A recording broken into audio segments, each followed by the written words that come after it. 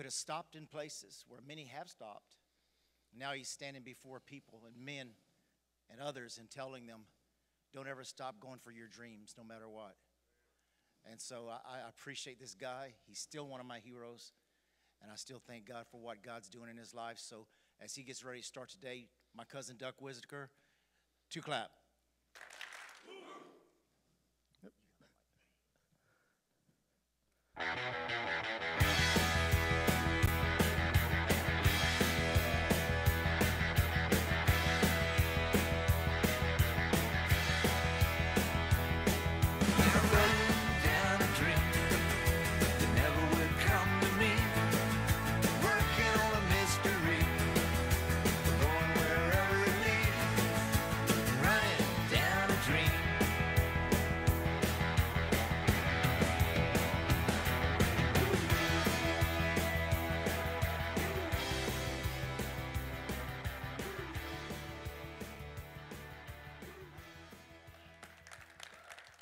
Thank you. Thank you very much. Thunder and lightning brought me to my senses. I was spending the weekend at Agua Caliente, deep in the heart of the Patagonia, on the Argentine side of the Andes Mountains.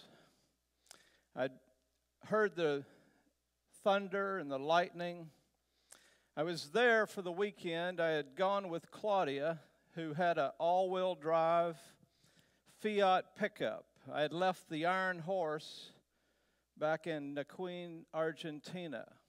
I was a 3-day ride from Buenos Aires and the end of my 14-month, 18,000-mile, 12-country journey from Texas to Ushuaia, Argentina. I was wiped out. The thunder brought me back to my senses, and I said, Claudia, we got to get out of here. As I had driven in, I noticed that the road had been eaten away. And as you can see, there wasn't much ground cover. And so I thought this could be treacherous in a rainfall. When we headed up the hill, we had turned the first switchback, and the rains came. Along with it came the mountain. Literally, it was mud, water, boulders as big as softballs pelting the little truck, and all I could think of is, we got to get out of here, and I floored it. Claudia was crying, stop, we're going to die. And I thought, if we stop, we'll surely die. The little truck bogged down, but it would never quit. The windshield wipers are going as fast as they can, but they can't keep up. I can barely see. As we slid around the corner, it seemed like an hour, but we finally made it to the top. It was probably 10 minutes, and I sat there stunned. The rain had subsided, but in front of us was a giant griota. A griota is a river of churning mud and boulders. There was no going forward. There was no going back. We were trapped in a mudslide. I sat there staring at the steering wheel. In all my years of adventure travel, how had it come to this? Let us pray. Dear Heavenly Father, I just ask you tonight to give me the words for these men, these warriors. Some of you are here, and my talk is a confirmation of your movie, of your journey. For some of you, it's an encouragement. And for some of you, it's birthing a journey. Give me the words I pray for this church. I pray for the pastor and each warrior here. Amen. The first adventure travel came from the Bible. And I'm going to give you a story from the Word of God. Jesus sat on the side of the Sea of Galilee with his disciples, and he said, "Procure a boat, I want to go to the other side." So he and all the disciples and some other boats, they headed to the other side. They got halfway across the lake, and the winds came. The winds were vicious. The waves came over the boat. The disciples were very afraid, and they ran back to Jesus, who was asleep in the back of the boat with his head on a pillow. They said, "Master, aren't you concerned? We may die." And the story goes that Jesus got up. I think he yawned a little bit. And he went to the front of the boat and he spoke to the wind. And he touched the waves and the sea was calm. And he looked at the disciples and he said, "Where's your faith? Why are you so afraid?" And the disciples marveled among themselves of this man who could touch the wind and the waves and calm the sea. That's a true story from the Word of God. Now, when I mention my epic journey to some of my friends, they mention things like midlife crisis. But the truth is, I've been in midlife crisis all my life. When I was 18, I got out of high school, and me and two buddies went to Wyoming, and I spent 2 years riding ranches in Montana and Wyoming. I grew up on a ranch in South Texas and knew how to ride and rope. It was really all I knew how to do.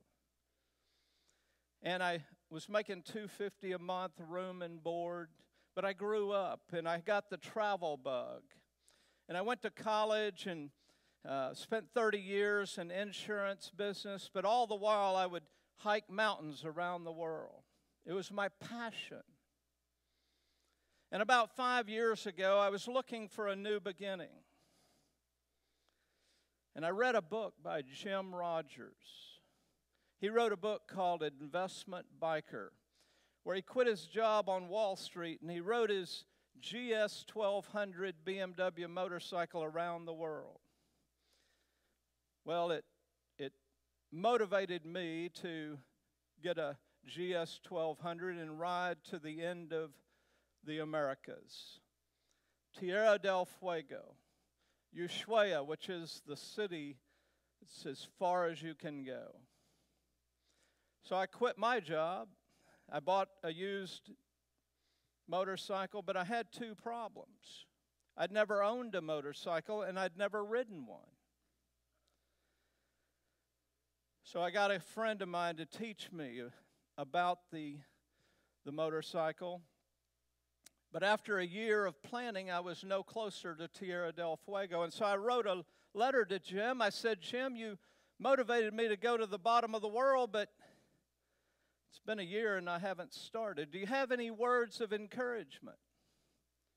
Well, I thought he'd send me routes and how to get over the border and what type of motorcycle, but no.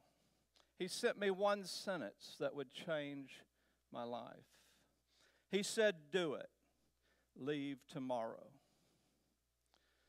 My buddy JD, in the picture here, he's the foremost rider of Mexico. He's been going to Mexico on his BMW for 25 years. He's ridden all over the country, and I asked to tag along, and he said, "Sure." So in December, right after Christmas 2015, we headed from Austin to Laredo and into Mexico. And it didn't take JD long to find out he had a real novice on his hands. I didn't know what I was doing. I was running to the back of the boat where Jesus was asleep with his head on a pillow because I was really scared to death. But JD taught me in a 2-week period everything I needed to know about that motorcycle. He taught me how to get a secure parking hotel. But we got all through Mexico. We went to Monterrey. We went to San Miguel, Pyramid of the Suns. We ended up in Oaxaca, Mexico, and JD said, I've got to go back to Austin to go back to work. And he said, Dirk, you've come a long way. You've learned a great deal. But he said, Tierra del Fuego's a long way away, and there's no shame in going back to Austin. Well, it was like a sucker punch. I said I'd pray about it. I already knew what I was going to do. And the next day I said, JD, I signed up for Tierra del Fuego, not Oaxaca, Mexico. Said the Iron Horse and I will be headed south. And I waved goodbye, and it was like 100 pounds was taken off my shoulders. See, this was my dream. This was my journey. And I could write it my way. I didn't have to keep up with JD. So many times in life we compare ourselves to somebody else and we try to keep up and we can't. But I was doing it my way. Well, it didn't take long. I got to Guatemala. The picture is not on the back screen. I got to Guatemala and immediately it was the Wild West, complete with 2 pearl-handled pistols that the money changer wore. I didn't argue with the exchange rate, I'll tell you that right now. You see, I wasn't packing. Everybody was packing, but I had taken my rope. It was a goodwill gesture. I would do rope tricks. I thought it's good enough for Will Rogers. He did it in the 20s. It's good enough for me. Well, the first night, I'm in a hotel. This is Mexico. I'm in this hotel. It's 4 stories, 16 rooms. It's packed. There's cars everywhere. About midnight, the gunfire started. I sat up in my bed. I thought, man, it's right outside the hotel. I looked out in the parking lot. There was nobody there except the Iron Horse. I poked my head out in the hallway, and it was like it was deserted. Well, about 2 o'clock in the morning, the gunfire stopped, and I crawled out from under the bed. I wasn't packing. I went down to the front desk, and I said, Luis, what's the gunfire? He said, people don't like government. I go, were you here last night? He said, I wouldn't be here at night. I said, was anybody here? He said, not during the gunfight. I said, well, I was here. I could have been killed. He looked me up. He go, gringo, okay. I shook my head, and I packed up the Iron Horse, and we headed out of town, and people are going to work. They're going to school. It's like nothing happened. I said, these people live like this every day. And I had a new appreciation for the Latino people that live. They have the same dreams we have, and they deal with this every day. I got to Honduras. Honduras was an interesting place. They said, don't even stop. We're having problems with the MS-13 gangs. They're in the back of pickups, and they're killing people. I ran to Jesus, who was at the back of the boat with his head on a pillow. And what came to me in my spirit was, why are you so afraid? Where's your faith? All I got is a rope. So I turned on my GoPro. I figured we might as well video it if this is how I go out. I'm sitting on a town square in Nowheresville, Honduras, and Pedro here walks up. In perfect English, he goes, are you from the United States? I looked around. I said, what gave it away? We laughed, and I told him my story. I'm headed for Tierra del Fuego. And I said, what's your story? He said, I spent 13 years in California. He pulled out his green card. He said, I hung sheetrock for 13 years. I saved all my money, and I came back to Honduras, and I bought a farm. And now I hire my family, and we raise vegetables, and we sell them on the town square. He said, Dirk, I left a nobody, but I own a farm. Now I'm a somebody. He said, thank you. I go, I didn't do anything. He said, oh, no.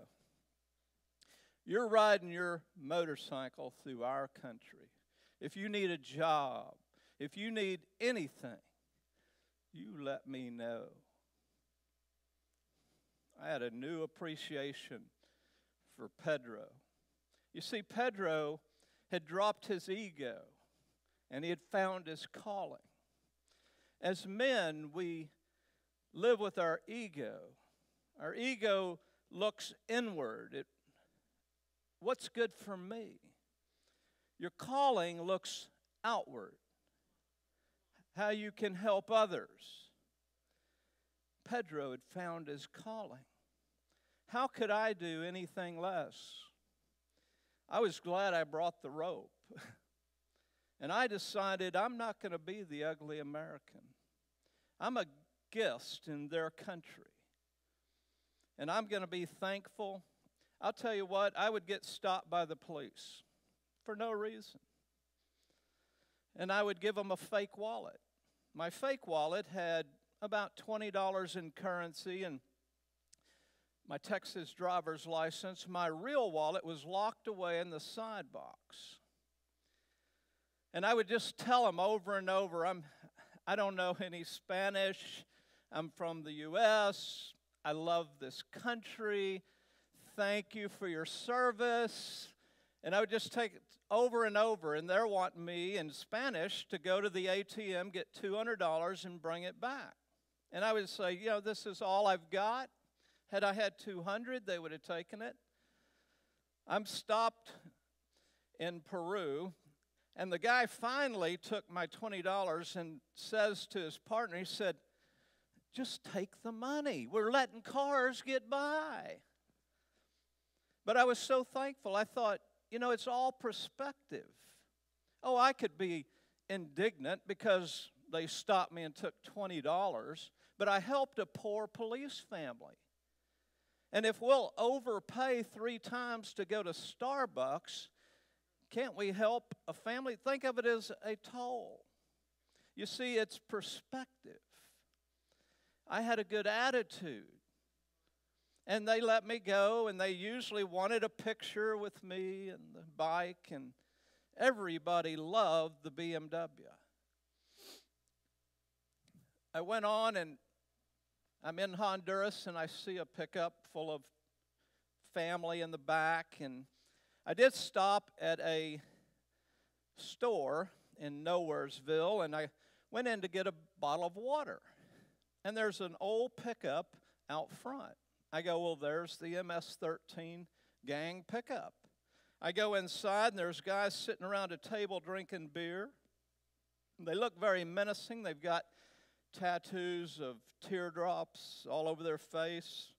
They're looking at me like, surely we don't see what we think we see, a gringo with a nice bike out there. I didn't make eye contact. I just nodded and smiled a little bit and went on, got my bike, my bottle of water, went back to the motorcycle. I'm getting on, and one of the sipping 7 comes running out. I was relieved when there was only 7, not 13. That is a joke. And they don't get much funnier, so bear with me. Well, he comes out and he said, Señor, llaves.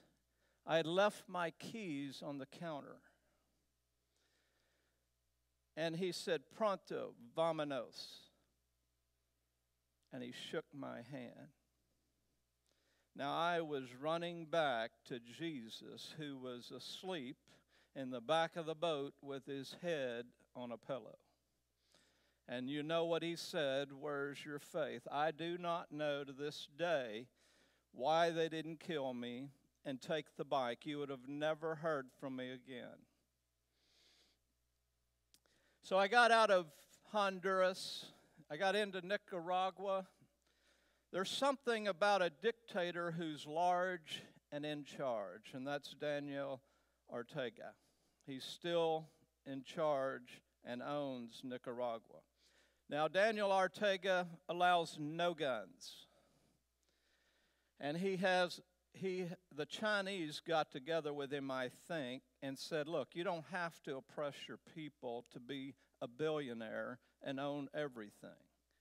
Just quit killing everybody. And I think he's come around. It's relatively peaceful. There was a whole different vibe than when I was in Honduras and Guatemala. And everybody pays their 15%. Whether you're paying your taxes, whether you have a barber shop or you're hauling cocaine through the country, you pay your 15%. You don't mess around. You don't shoot people. You don't pull those guns out, because if you do, the military will put a bullet in your head.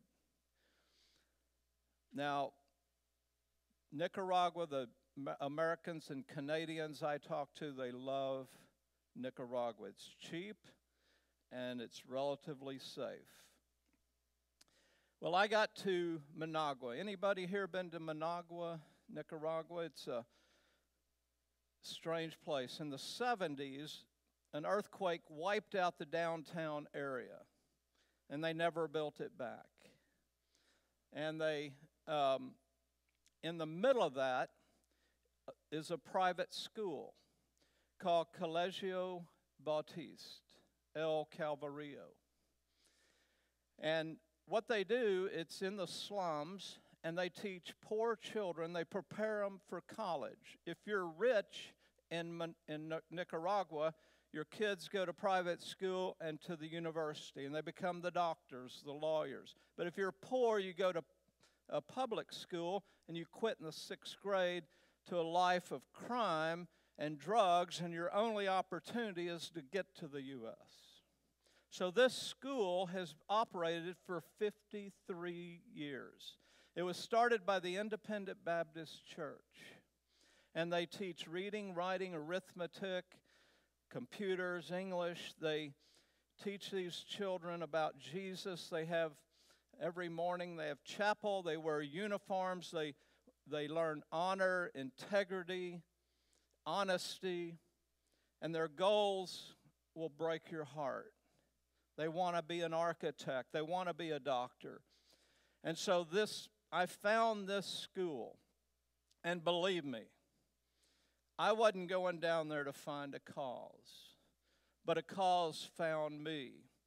And I wrote a book about my journey, which you saw out there, and I let most of the proceeds go to this school.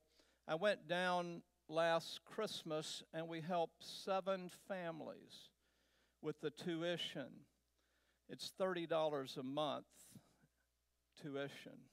And some people, they pay what they can, and if they can't afford it, they just push them through. They don't kick anybody out. And they've been doing this for 53 years. And what I want to encourage you is find a cause bigger than you. It may be in your community. It may be in this church. But finding a cause has meant more to me than that trip, than all the insurance policies I wrote for 30 years. It's the best thing I ever did. And I want to encourage you to get this book, because it's an easy read and it talks to you about your journey. You don't have to quit your job and buy a motorcycle and go to South America. You've got a dream. You've got a goal. You're thinking about it right now. I talked to a guy earlier who's invented an app. That's his journey. That's his movie. That's his goal. And as men in our community, in our families, in our church, it's the most important thing. I got through Nicaragua, and I got to Costa Rica and Panama, beautiful countries. If you ever want a vacation, they're very safe. I would take my family there, and they're very U.S. friendly. Well, once you get to the Panama Canal, you can't go any further. You can't go through the Darien Strait. It's a jungle. There's no road. And you have to ship your bike from Panama around to Cartagena, Colombia. So they box up the motorcycle and they ship it around. I got to Colombia just to find out that the FARC is at war with the government. And they've been at war, the Revolutionary Army, for 50 years. And they said, don't go any further. They're burning buses, they're killing policemen. It's too dangerous to go to Medellin. Well, I ran to the back of the boat where Jesus was asleep with his head on a pillow, and you know what he told me.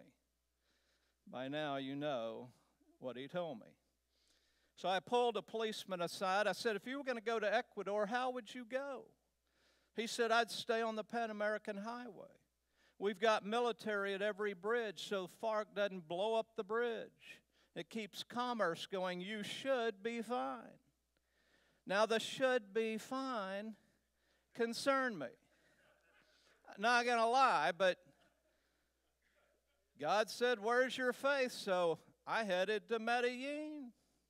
It was a beautiful town, beautiful city. I went on to Bogota.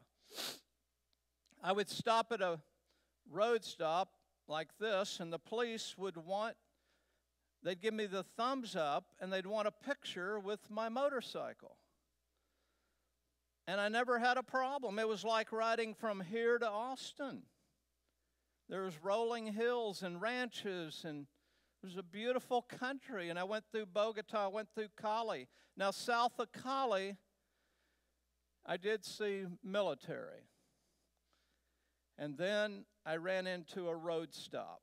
This road stop was a bunch of people at a bridge, and they were protesting. And I got to the edge of the crowd, and, cars are backed up. Nobody's going anywhere. They're protesting. The military's two up on a 125. There's no women here. It was nuts to butts, I called it. And I'm on a 1200 with my Star Wars outfit. I pray to God. I run to the back of the boat where Jesus is asleep with his head on a pillow, and I use faith. I don't know what I was doing, but I head into the crowd with the front wheel. The crowd parts like the Red Sea. I flip up my visor, and I start talking to them in English. Never quit. Fight one more round. Overcoming obstacles is what builds character. Character is what conquers fear. Fear is what causes us to quit.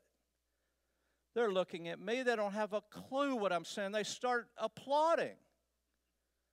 I thought, this is what it's like to lead a revolution.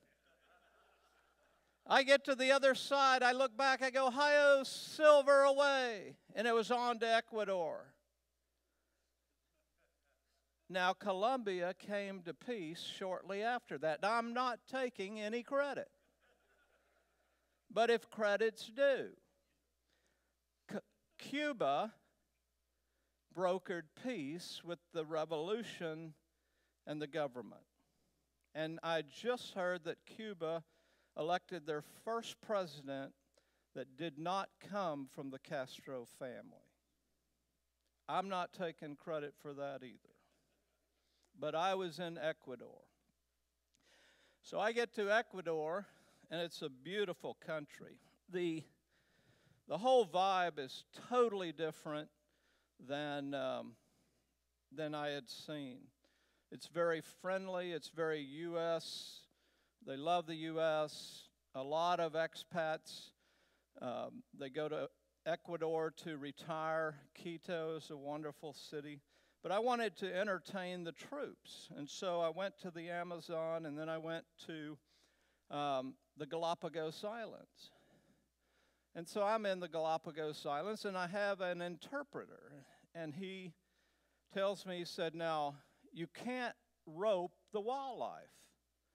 It's against the law. And I go, what? There's a problem? Are people going around just roping wildlife? Who knew it was a problem? So we tried to get a crowd. This guy wanted nothing of it. This guy wouldn't come out of the trees. These two were skittish. This guy ate my cell phone. This guy wouldn't come off the water. These two got turned down at the bank. They weren't interested. But these two had a front row seat. This couple was about 130 years old. They'd been married longer than George and Barbara. So doing a flat spin is like stirring a pot of chili. And if you get just right, you've got to get it going fast, and you can jump in the loop. And so they were on the front row. They loved it. I thought I was at the Tortoise Old Folks Home. Now, sometimes your rope won't cooperate. So the eye of the rope is the Honda. The tail of the rope is the Accord. That's another joke. So we're going to try it one more time. And I'm going to try the cowboy wedding ring. And it was made famous by Will Rogers. We'll get the rope all situated. So the Galapagos Islands, if you ever get a chance, go to the Galapagos Islands. It's an amazing place with all the wildlife, but it's very touristy. And so I enjoyed it. So you got to get it spinning. And that's the cowboy wedding ring. Thank you. Thank you very much. So I made my way through Ecuador, and I went into Peru. And Peru is a beautiful country. If you ever need a Sunday afternoon drive, go to the Andes. It's beautiful. I went down to the beach. I went to Machu Picchu, and it's very touristy. And I found my way into Bolivia. Now, Bolivia is a land frozen in time. Evan Morales is their dictator, and he doesn't like the U.S. So I read that a U.S. citizen can't buy gas. So I followed an Englishman through there, and we would go to a station, and he would show his passport, because it's subsidized gas if you're a citizen, but if you're not, you pay double. So he would show his passport, fill up, I'd fill up, and then I'd pay him. Well, we got to the last station, and the lady asked for my passport. And I show her my Texas driver's license. And she goes, "Donde teas?" And the first thing I could think of, I saw the computer screen. I said, "Colombia." She goes, "Teas, Colombia?" I go, yeah, it's a little province up by the Amazon. There's not too many people there. And she looks at me with a jaundiced eye. She goes, "I don't believe you, but I don't have time." And she writes down Texas, Colombia. I bought gas. Now, I still don't know if a U.S. citizen can buy gas, but a Texan can. And if you're ever down there, I'll just say, use your Louisiana driver's license. They don't know the difference.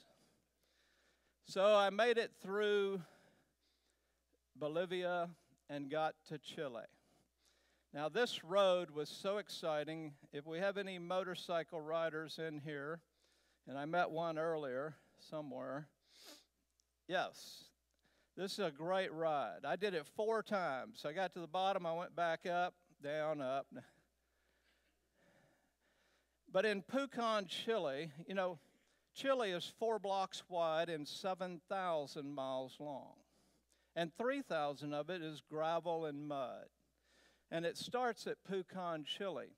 Well, I had the bright idea of riding my motorcycle across a mountain range, the Andes, and it was a road that got worse and worse and worse, and it was 2 ruts, and I hit a rock. I was going too slow, and down I went, wheels up, my legs pinned underneath. I can't get it out. I'm laying there. I run to the back of the boat where Jesus is asleep with his head on a pillow. You know what he told me. And I waited. And these 2 hikers come up. There were 2 families. And they helped me get the bike up, and we're laughing about it. And one of the wives go, "What are you doing out here by yourself?" And I go, "Yeah, kind of silly, isn't it?" She said, "Didn't you read the sign back there? Serreta Carrata." I go, "I thought it was a salad." She goes, "No, that means road closed." She said, 5 minutes ago, I asked Carlos, I said, "Why are we hiking this road?" And before I could wax philosophical about God, Carlos spoke up. He said it was to help the gringo who can't read a sign. How many know that God helps the gringo who can't read a sign? Every time I would get in trouble, God would send somebody, and most of the time they knew English. It was amazing. So I got out of, this is southern Chile, the marble caves. So this is an example of the gravel road. And, for a week it just rained and I was in gravel and mud. But I went over and I got into Argentina. And I stayed along tried to stay along the Andes, and it was just the most beautiful country. But I had to get into the winds. And let me tell you, the winds are relentless. 30, 40 mile an hour. There's an app called windguru.com. It became my best friend. It would give you the wind speed hour by hour. But at 30 miles an hour, 40 miles in deep gravel, I dropped it on my best day twice. These 3 guys just laid them down. They said, "We're not going any further till the wind dies down." They may still be there. But I persevered. I fought one more round. I overcame obstacles with God's help, and I got to Tierra del Fuego. And then I got to Ushuaia, the city as far as you can go. And what you do is you go to a sign. And this sign is that's where the road ends. So from Austin, Texas, the road ends right here. And I'm sitting there, I round a bend, and there's 13 tour buses. There's tourists a mile long getting a picture by the sign. And here I'd come 18,000 miles in 14 months in 12 countries. I stopped wars with my rope, kinda. But I'm sitting there and a crowd gathers, and as I often do, I talk and I tell my story, and a kid from Taiwan takes my picture and he says, "I flew in last night. Took a bus here this morning. Why would you ride a motorcycle from Texas?" Well, the gentleman right here knows why. And I said, "That's a good question, and I've thought about that." I got back to Ushuaia, and I'm in this little pub, and everybody's celebrating. It's people that have walked there, ridden a Jeep there, a bicycle, a motorcycle. It didn't matter. We were all celebrating making it to Ushuaia, and a Scottish guy. He goes, "Hey, mate, you're not at the end of the world. You've got to take a ferry over to Port Williams, and you've got to hike a hill behind the town, and there's a flag, a Chilean flag, and that, my friend, is the end of the world." Well, I'd come this far, so next morning I'm hiking up the hill. I take a selfie by the flag, and I'm sitting there all puffed up. Here I've come all this way, and I thought about all the countries I went through and the wonderful people I met. And I thought about how far I'd come as a rider. And two hikers hike up. And they got full packs. They've got bedding, they've got tents, they've got food. They're hiking on. I go, "Where are you going?" "This is the end of the world." They go, "We're hiking on." I go, "You can't hike on. This is the end of the world." They go, "Oh, no." One hollers back. He goes, "There's always Antarctica."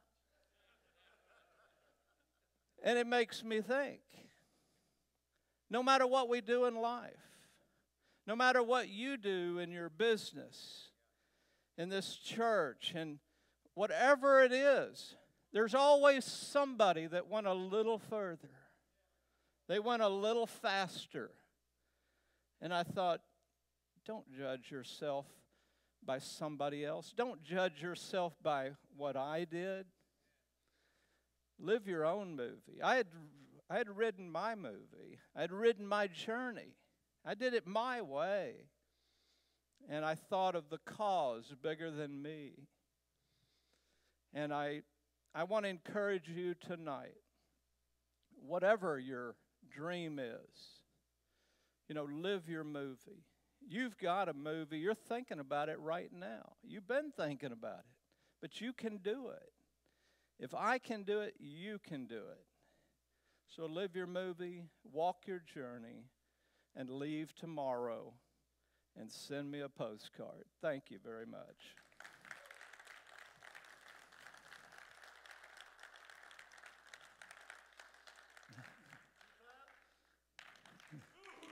Two clap. Now you guys might not remember this, but when we were traveling through Mexico, we had the windows down. You kind of did the same thing through Mexico. We'd be in this huge city, and he'd be hollering, "Vote for me, and I'll put asphalt on the streets." Because there was mud. You remember? And then, "Vote for me, and I'll build you a new bridge." There was, I think we were in Belize. Were we in Belize or Mexico? Both of them. And then you go, and he'd be speaking English. "Vote for me, and I'll get rid of all these dogs and put them in the pound."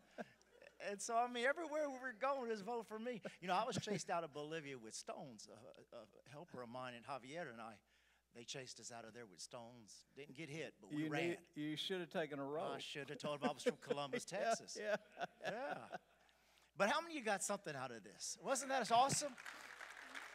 Thank you. Well, look, we got a few more minutes. How about anybody want to stand up and share? Maybe you want to share about a dream you have. Just something that you've always thought about doing and you never done it. Maybe tonight you're encouraged to do something and step out there by faith. I love that about going to Christ who's asleep on the pillow. Yeah. If you learn nothing else but to pray, just pray. And well, I always prayed the Lord's Prayer, but the biggest part of it was the hedge of protection around me and that motorcycle. And I can't tell you, what I would do is I'd pray for a 10-second delay from people talking, texting, turning, tires, touch-ups. That's women putting on makeup. Touch-ups and taking. And if you're a motorcycle rider, you know that your head's on a swivel and you're 1 second away from death. And so I would pray the blood of Jesus. And I can't tell you how many times my life was saved. The most, probably the closest, and I didn't tell you this story, but I was in a gas station. I was about 70 kilometers from Ushuaia. I was almost there, and I came off out of the station and onto the highway, and you always look twice. So I looked behind me, and there was nobody coming, but there was a car coming towards me, and it was in the turning lane, and I thought it was waiting for me, so I eased into the traffic, and a car was going by 100 miles an hour, and it was trying to beat me so it wouldn't hit head on into the car turning. And had I not waited 10 seconds, it would have been a garage sale in the middle of the road. And that happened from every time I ran to Jesus in the back of the boat. I just love that story because I didn't have an answer. And Jesus always sent somebody. So it obviously wasn't my time. But I told friends, I was supposed to die at the border of cartel, but I never saw the cartel. But I told my friends, I believe that when it's our time, that Jesus says to the angels, step aside, he's coming home. And I said, if I die on that trip, don't cry for me. I had a great run, and I went living my calling. You see, calling is afraid of not expressing itself, whereas ego is the opposite. It's afraid of losing something. And through my book and speaking, now I have the opportunity to express my calling. And so as men, we need to learn, we need to live our calling. And like I said, it's not about what I did, it's about your calling. And each one of you have a special calling, especially you young men who have a blank canvas. But really, we all do. I started at 60 years old on this trip. I mean, that's no spring chicken. And it was a tough trip, but I wouldn't trade a thing. And I encourage you to live your movie. Is there any questions you have about my trip or that you want to add about yours?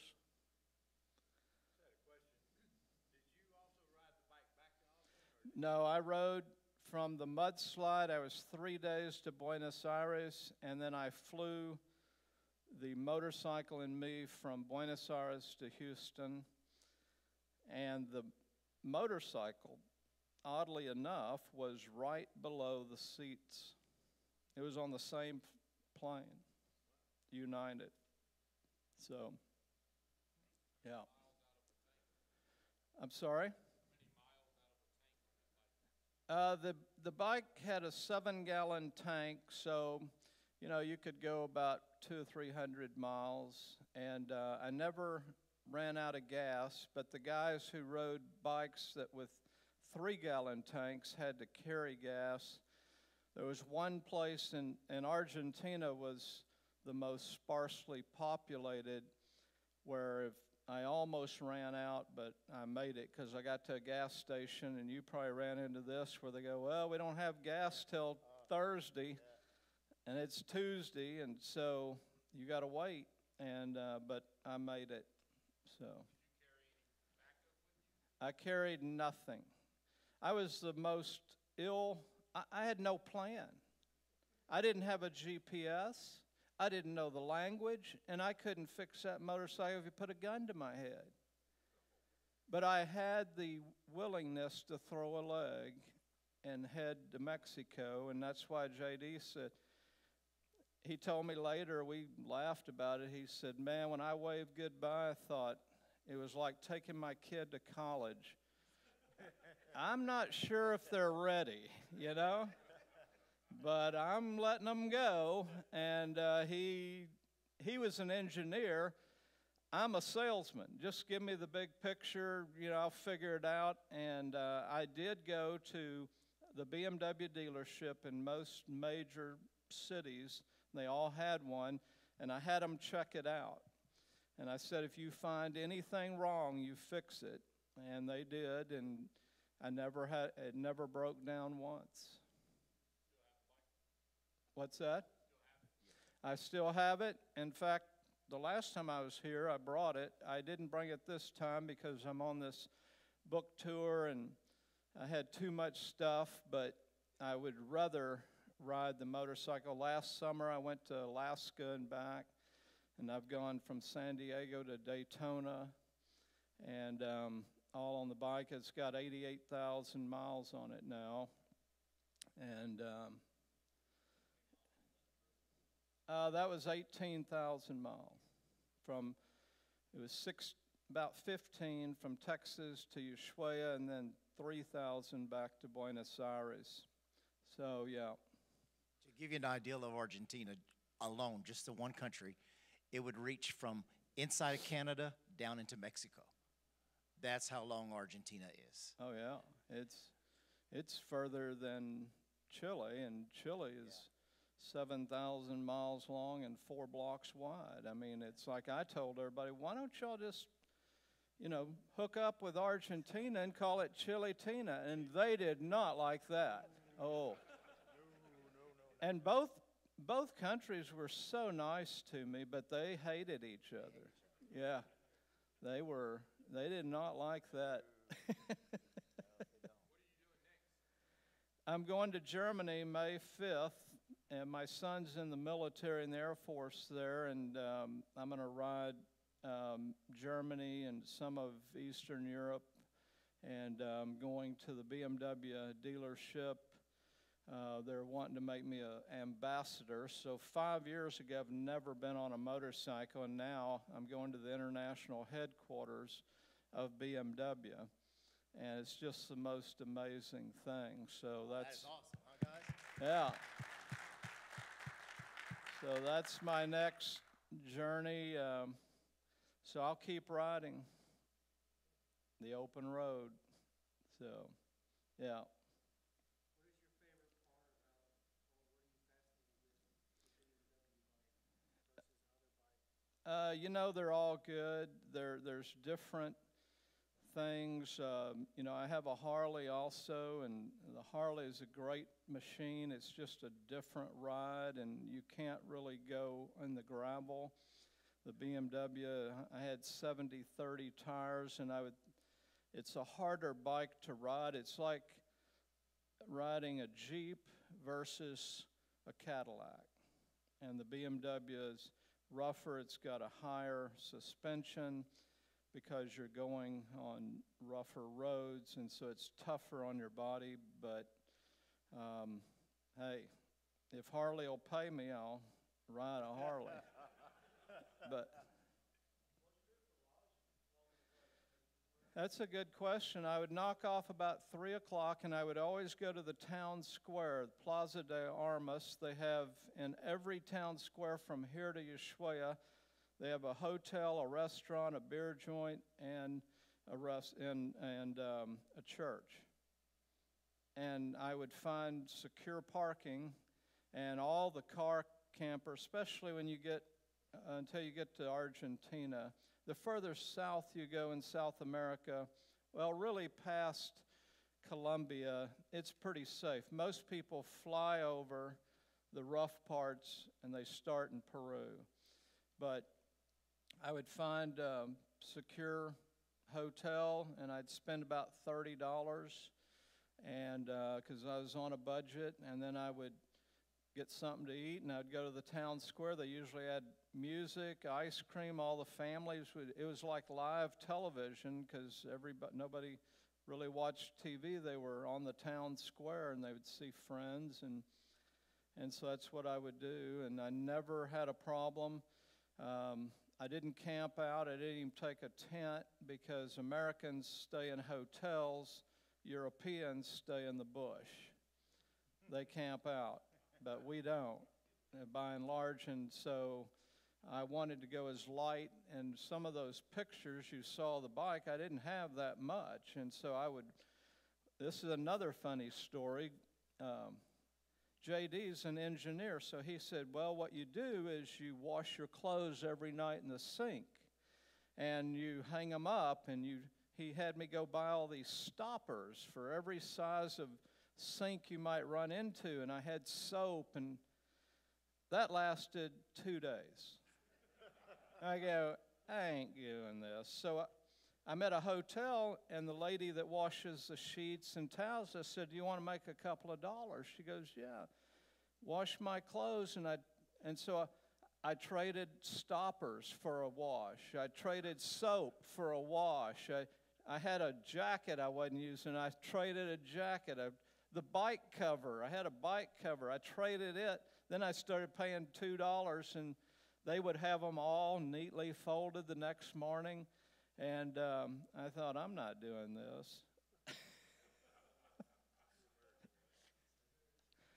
So yeah, I never had one night where I didn't find something place to stay, and I never had a reservation.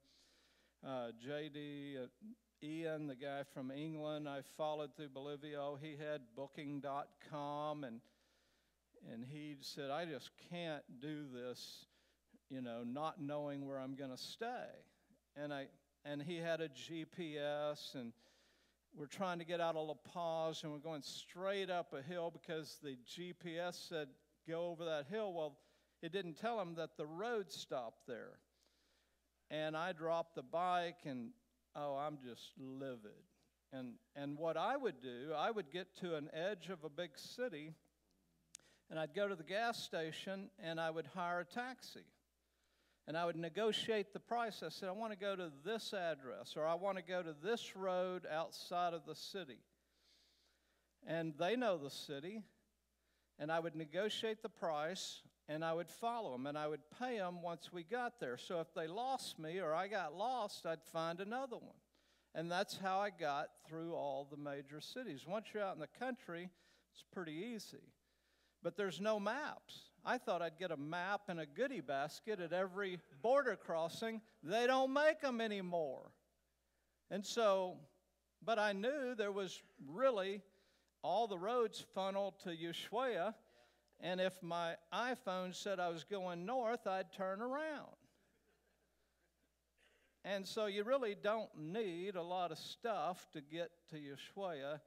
You just need the time to get lost. And I didn't tell you all of the times I got lost and all the mistakes I made.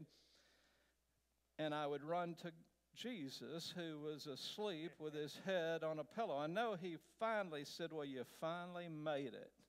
I get a break. But it's really not that difficult, but we make it difficult. And you just finally learn it's an adventure. All the things that go wrong is just another adventure, and that's why you got to look at life. It's another adventure. I'm going to get there going through a rough patch. You'll look back in a year, 2 years, and you'll go, let me tell you my story. But, we won't hear all the good times. We'll hear the obstacles you overcame. And I don't even know what your story is, but you just keep overcoming obstacles. You keep running to Jesus with his head on a pillow. And, I think he does that to build character. You can't build character if you're not sharpened by fire. And it's the wonderful thing about the Warrior program. That's all it is. It's sharpening us with these obstacles. And I think Jesus has a way of taking our weaknesses and he puts it in front of us, and it gives us a chance to overcome that. My weakness is not alcohol. But somebody, it might be alcohol. And you know what? They're always faced with that challenge. It's not my gig, so it's not a big deal. But I have other challenges, and God seems to keep putting that to build up my character. And I finally learned after all these years to run to Jesus because he's got the answer. And if you learn nothing, learn to pray. Just learn to pray. I've been saying the Lord's Prayer every day since 1980. And all the mess-ups I've had, I've been through a divorce, and I screwed it up. It was my fault. But Jesus never gave up. And I just keep running to him. And he's a rewarder, I think, for that. He sends people. He sends people right at the time you need it. And so I just encourage, we all go through the same stuff. Sometimes we go to church and everybody puts on a good face. But we're all challenged in the same way. There's 7 deadly sins, and we all face one of them. And it may not be the same one, but it's a chance to go to Jesus and ask for help. And you know, you start, as you get older, you start learning these things, and sometimes it takes people longer than others. But never give up. Never give up, and you too can lead a revolution. That's right. And that's all it is. It's a revolution against Satan, who would love to see you fail. He would love to see me fail. But I didn't know what it would look like. I didn't know if it'd take 5 months, 5 years, or if I ever came back. But it didn't matter. It didn't matter. And so when I was by that flag and they're going on, I'm going, no, I ain't going on. This is the end of the road for me. I'm headed north. And I said, I bet y'all didn't ride a motorcycle 18,000 miles. No, they hiked it.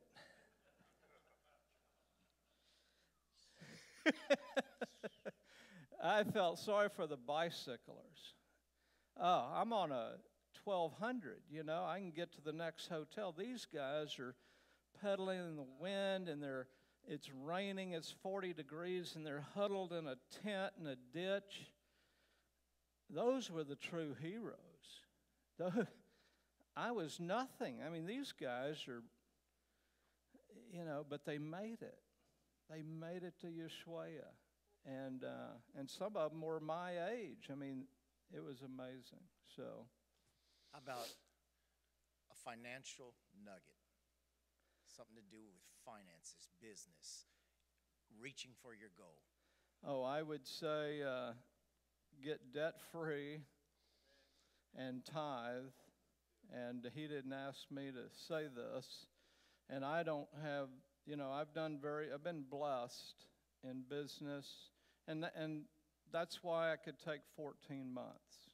You know, I turned my insurance over to my sister, and I would say, you know, be smart at what you do and stay out of debt. And Will Rogers had a saying that I love. He said, I'm more concerned with the return of my money than the return on my money. And he also said, you know, we all spend money on things we don't need, to impress people we don't like, to buy things we don't want, and nobody cares. And so I am a minimalist. I don't have much of anything except my motorcycle, and I live in a fifth wheel.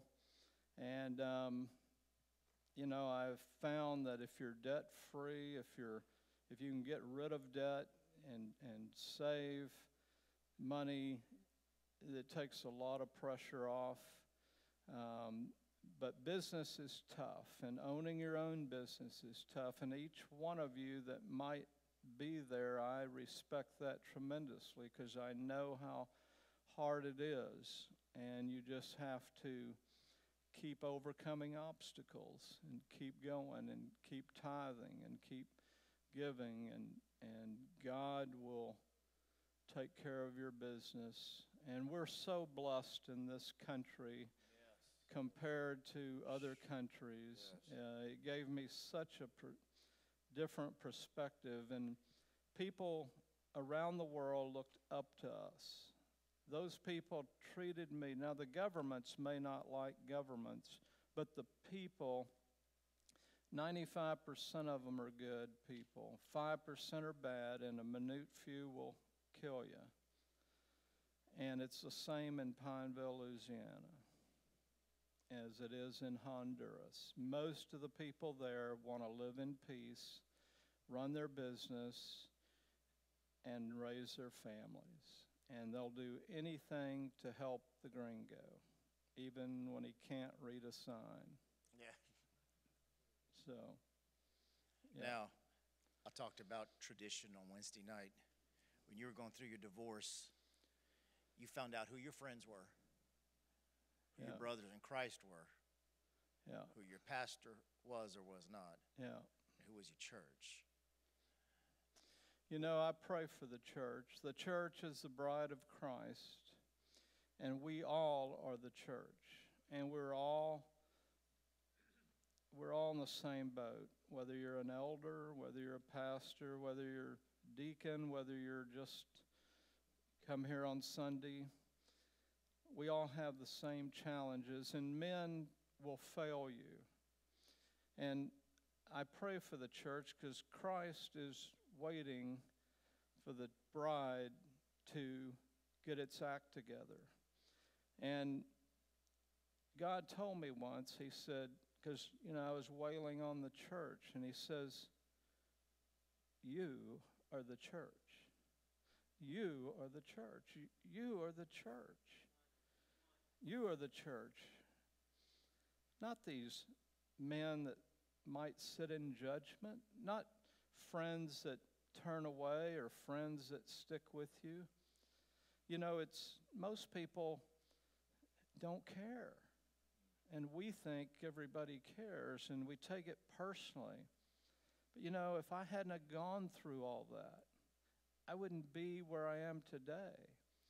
And so through prayer, I just forgave them because they're just people, and they make a judgment call, and sometimes it's right, and sometimes it's wrong, and sometimes I make the right decision, and I wasn't without fault. So who am I? I don't keep score. And I think if you're going through a tough time, just know God is a rewarder. We look sometimes at God as he's the punisher.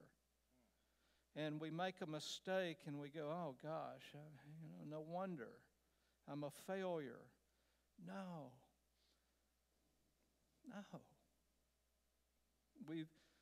And you've heard it said, it's not how you fall, it's how you get up.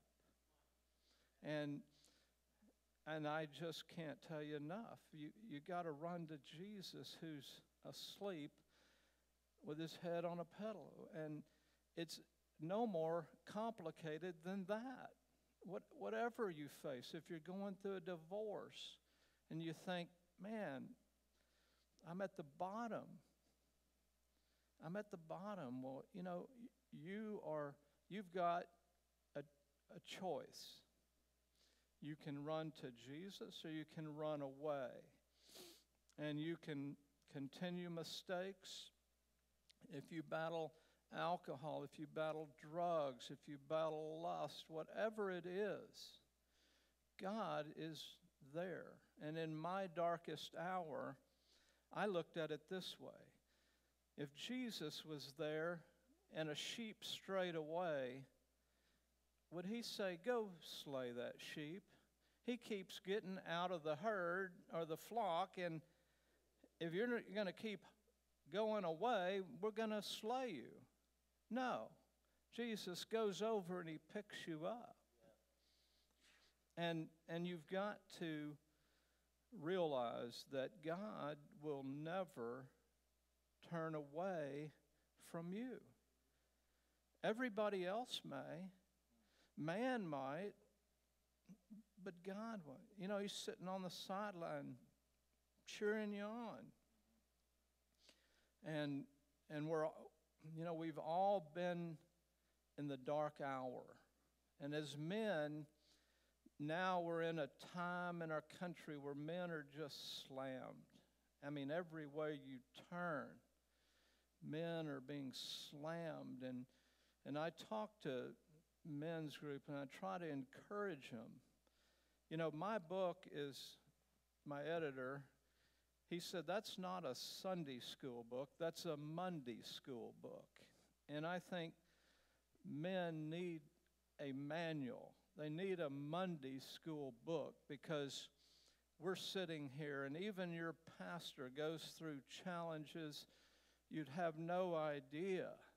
And you go through challenges, and he's no better than you. He's no better. He's a guy who makes a daily decision, and you make a daily decision. I make a daily decision. I'm no choir boy, let me tell you. He'll tell you that. You know, I've been all over the board, but I hang on with one hand. I hang on. Hang on. And that's what you got to do. And God says, you know, I'm getting up. I may have to yawn on this one, but I'm getting up, and I'll calm the seas. I'll calm the waves. You're going to get through it. Where is your faith? Why are you so afraid? And we all know how the story ends. And so there's no reason to, you know, stay in despair. But I know what it's like, and I'll have other challenges, and I'll drop the bike again, and you know, and I'll have challenges that happen. I have it every day, but I look at it like this is another story. It's another obstacle. Just don't quit. Was that good or was that good? Come on, can you give this man a hand? Thank you. Thank you, brother. Did you get a picture?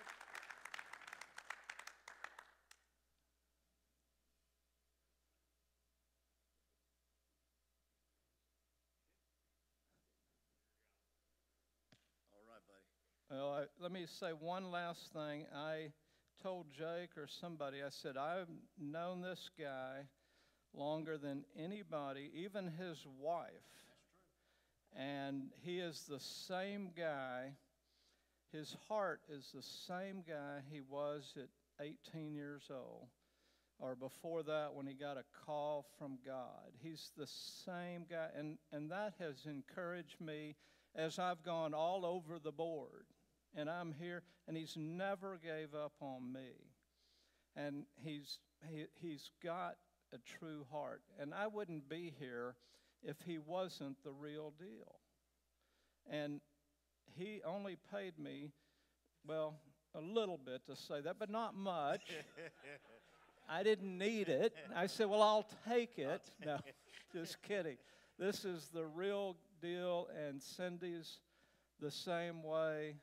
When they had nothing, and believe me, in Belize, they lived in what I would consider a tool shed with a real outhouse.